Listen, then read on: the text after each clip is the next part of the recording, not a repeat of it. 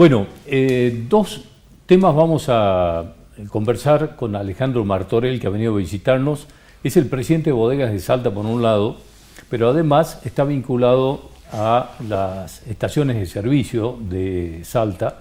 Y vamos a empezar por el lado un poco más doloroso, que es el tema del último aumento de combustible, y que por lo menos de las noticias que venimos teniendo en estos últimos tiempos, no hace mucho estuvo en este programa el presidente de la Cámara de Estacioneros de Servicios y nos advertía de 2 o 3 crisis. Nos decía, estamos muy cerca de una rentabilidad prácticamente nula.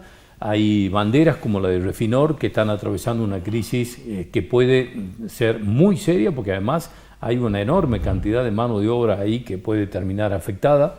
Así que vamos a empezar por este lado y después vamos a estar hablando de la actividad vitivinícola de la provincia de Salta. Así que Alejandro, gracias por aceptar la invitación y venir. Pero un placer estar acá realmente. Bueno, está muy difícil el tema del aumento de combustible. Yo decía hace un rato, hay como una visión cuando aumenta el combustible como ahora del 12,5%, que se le hace cuesta arriba a todo el mundo, que dispara precios, etcétera, etcétera. Pero bueno, esto parece que a las estaciones de servicio le es absolutamente, digamos, poco rentable. Sí, la situación de las estaciones de servicio en este momento es grave. Si bien un aumento del 12,5% parece un número alto, hay que ver que todos los meses anteriores, y después el año pasado tuvimos un congelamiento durante mucho tiempo, todos han estado por debajo de la inflación mensual.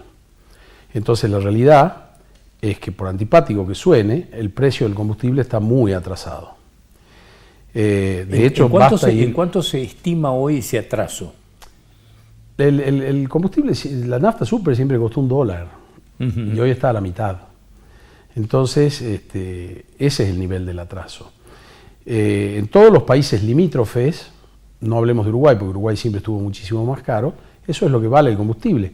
Y basta ir a la frontera para ver la afluencia de autos que hay que vienen a cargar. ¿Qué es lo grave de esto? Lo grave de esto es, bueno, de esta actividad dependen casi 5.000 estaciones de servicio y casi 65.000 personas en todo el país. Y prácticamente la mitad de las estaciones están en un estado crítico. Las que son 65.000 familias, ¿no? Claro. Son casi el 50% de las estaciones no está llegando al punto de equilibrio. Vos nombrabas recién las de una bandera, pero hay otras que están en una situación gravísima, que son las blancas, las que no tienen bandera.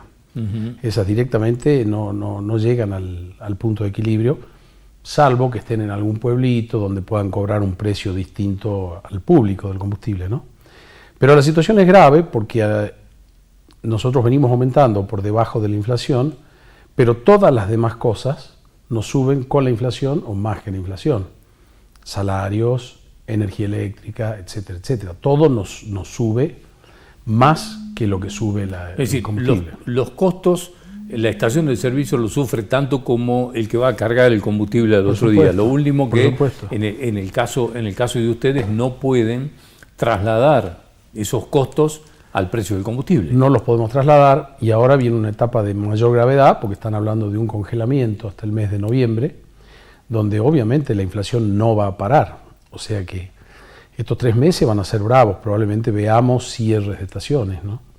Y esto, claro, cuando uno dice cierre de estaciones, es la familia dueña de la estación de servicio y las familias que dependen de eso. Normalmente la estación de servicio, lo normal es que sea una empresa familiar. Por supuesto que hay algunas empresas grandes que tienen varias estaciones de servicio, pero lo normal es que sea una empresa familiar. Y bueno, y hay muchas que están gravemente afectadas, ¿no?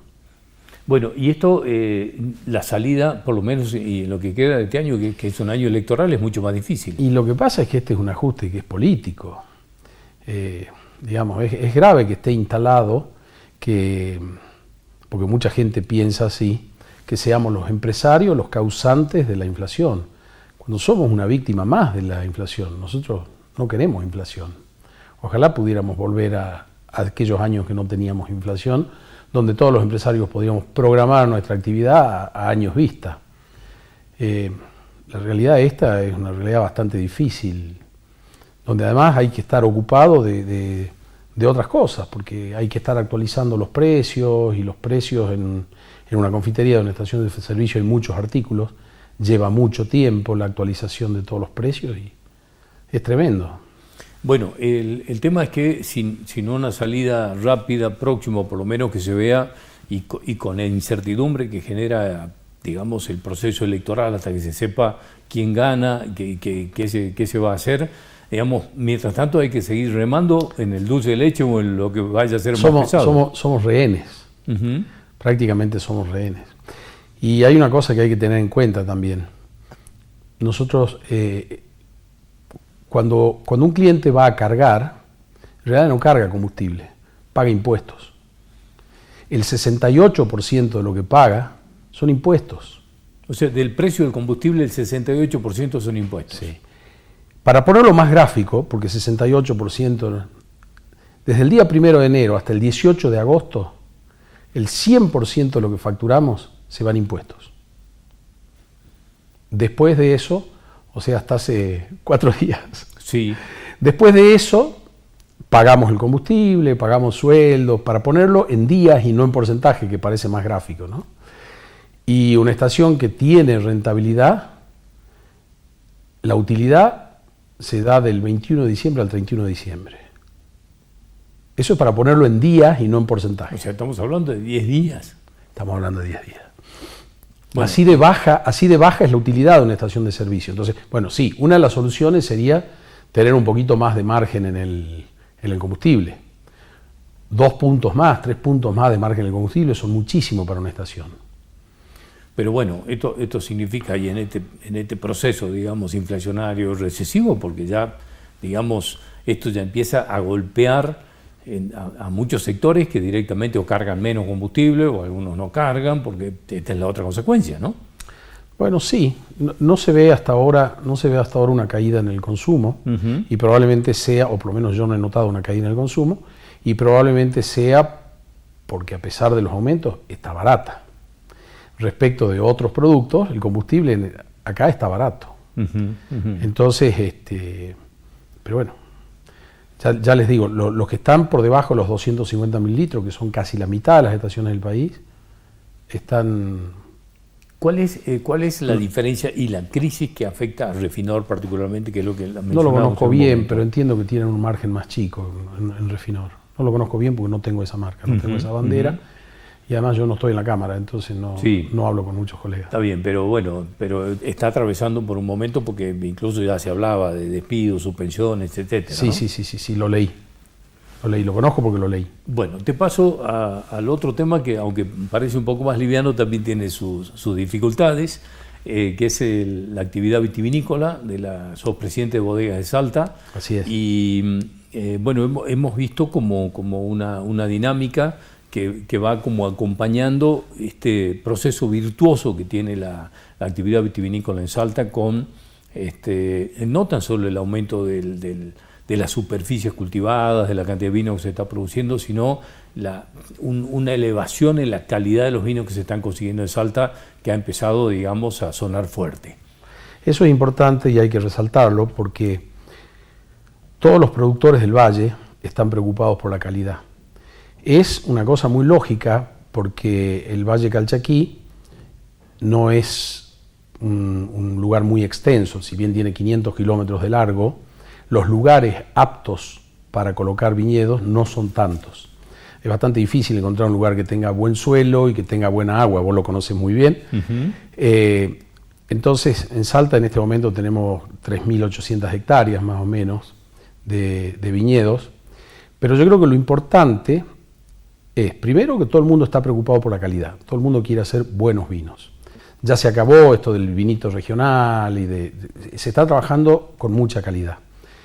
Si bien nosotros producimos el 1,5% de los vinos del país, exportamos mucho más que eso en valor porque el precio promedio de los vinos de Salta es más alto que el precio promedio de los vinos de Cuyo.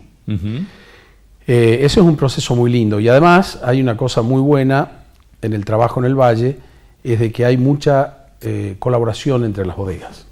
Mucha de esa colaboración se mueve a través de bodegas de Salta y otras también se mueven por otro lado, ¿no? y eso es muy bueno porque nos permite hacer actividades en conjunto.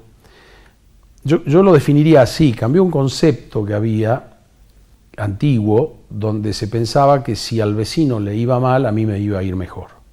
El concepto que hay hoy y está instalado es que mientras mejor le vaya al vecino, mejor me va a ir a mí. Entonces hay un sentido de colaboración con una lógica competencia, porque cada uno hace su producto con su impronta, porque en el terroir hay tres cosas: está el clima, está la tierra y está la cabeza del que produce.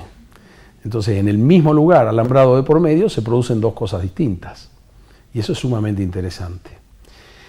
Nosotros acabamos de volver ahora de una feria en Asunción del Paraguay, bueno, donde fuimos... Aquí aplicaría, nunca, como aquí aplicaría aquello de que el gusto está en la variedad, ¿no? Claro que sí. También en el mundo del vino hay un cambio.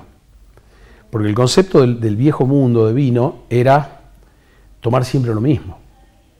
Y el concepto nuevo es probar cosas diferentes, descubrir cosas diferentes, ¿no? Y eso hace mucho más interesante, lo hace mucho más interesante para el consumidor. Te interrumpí, me decías que estuvieron en una feria en Paraguay hace no muchos días, ¿no? Estuvimos en una feria en Paraguay hace 2 semanas, ya la habíamos hecho hace un año, porque hemos notado que en Paraguay se consume mucho vino de Cuyo, muy poco vino de Salta. Entonces empezamos con esta idea de hacer las ferias allá. Y fuimos 20 bodegas, invitamos a las bodegas jujeñas, fueron 2 bodegas de Jujuy también. Y lo que nos llamó la atención el año pasado y este año de nuevo es que el cliente, el público que iba a la feria, se sorprendía porque nuestros vinos eran distintos a lo que ellos estaban acostumbrados a tomar. Y la segunda sorpresa era la cantidad que había, porque pensaban que en Salta había 3 o 4 bodegas, y ver que además de ser distintos, eran distintos entre sí, ¿no? Entonces fue eso es muy grato, digamos, de verlo y percibirlo así, ¿no? ¿Cuántas son las bodegas que están, por lo menos, nucleadas? Bodegas son casi 40 bodegas en Bodega de Salta. ¿Cuánto? Casi 40 bodegas. 40 bodegas. Sí. Bueno, es un buen número. Sí, es un buen número. Este 1,5% que me decías que representa dentro de la producción nacional lo que se produce en el Valle Calchaquí, ¿qué porcentaje tienen las exportaciones de vino? No es tan alto el porcentaje que se exporta, pero se está trabajando para exportar más. No te puedo dar un número ya de porcentaje, pero se está trabajando para exportar más, sí. Porque se han abierto mercados, digamos. Sí, se han abierto mercados, pero también hay que decir que tenemos un problema en este momento. Y el problema que tenemos es que con esta cantidad de dólares que hay, se exporta y se cobra la mitad. Sí, claro. Claro. Se corta la mitad. En algún momento se habían alegrado por las últimas medidas que se habían anunciado respecto a esto, pero parece que las noticias no son tan buenas. No son buenas, porque la noticia buena fue que se habían sacado las retenciones a la exportación de vinos. Las retenciones a la exportación de vinos eran el 4,5%. Para los que exportan más de $1 millón. Para los que exportan entre 500 y 1 millón eran la mitad. Y para los que exportan hasta $500.000 no había retenciones ya. Y en el Valle hay muy pocos que exportan arriba de $1 millón. Sí, claro. Entonces, esa noticia para nosotros fue irrelevante. La que sí nos pegó fuerte fue que nos pusieron el impuesto al país en el dólar oficial. Entonces, eso golpea directamente. Los agroquímicos subieron un 7,5%, las barricas suben un 7,5%, los corchos, las etiquetas. Tenemos muchos insumos importados que subieron todos. Entonces la medida a nosotros no nos benefició en nada. Sí, y que es tan difícil trasladar eso en un proceso como el que tenemos, digamos, es muy difícil trasladar todo eso a los costos, ¿no? Por lo menos el mismo porcentaje que te significa, sí, digamos, esto de sí, es complicado, además en un momento recesivo. Sí, claro, claro. Es complicado. Bueno, de todas maneras, se puede decir que se atraviesa comercialmente por un buen momento dentro para la industria vitivinícola en general de Salta. Sí, yo creo que es un momento bueno donde los vinos de Salta están haciendo ruido permanentemente. Notamos que hay gusto de los consumidores por los vinos de Salta y y tenemos que seguir trabajando en esa línea. Uno no puede, por más que estemos en un momento difícil, no se puede abandonar eso, ¿no?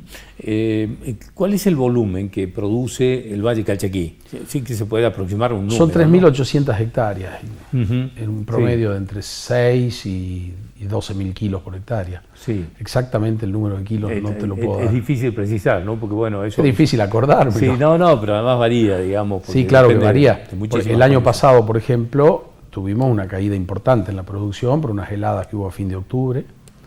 Fue un año bastante bravo. Bueno, de todas maneras, independientemente de esto, la aparición de nuevas variedades que van como teniendo buenas adaptaciones, el caso del Tanat, por ejemplo, que ha encontrado como un nicho muy importante, ¿no? No tan solo para corte, sino como un varietal.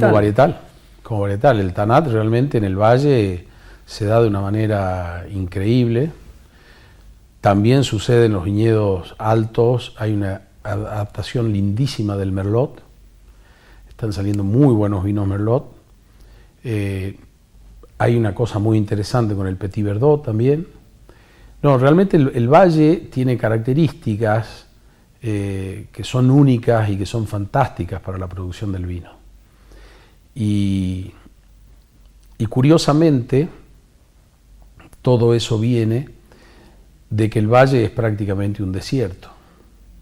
Nosotros sabemos que el valle es prácticamente un desierto y eso le da, con diferencias en las diferentes alturas, entre 1.700 y 2.000 y 3.000 metros en el caso de altura máxima, dan condiciones distintas, pero todas son difíciles, porque los suelos son pobres, porque hay gran amplitud térmica, porque hay mucha radiación.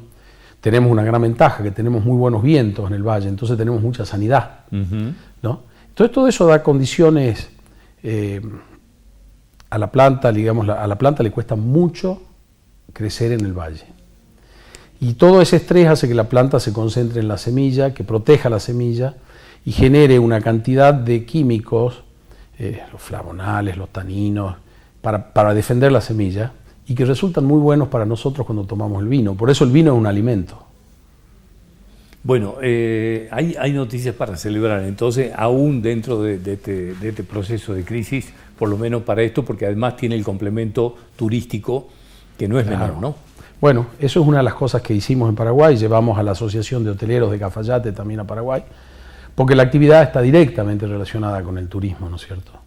Y queremos obviamente recibir muchos más turistas en el valle, y es increíble el interés que despierta el valle, no solo en Paraguay, en muchos otros lugares del mundo. Nos cansamos de escuchar gente hablando en otros idiomas en el valle, y eso es muy lindo y da mucho orgullo que suceda, ¿no?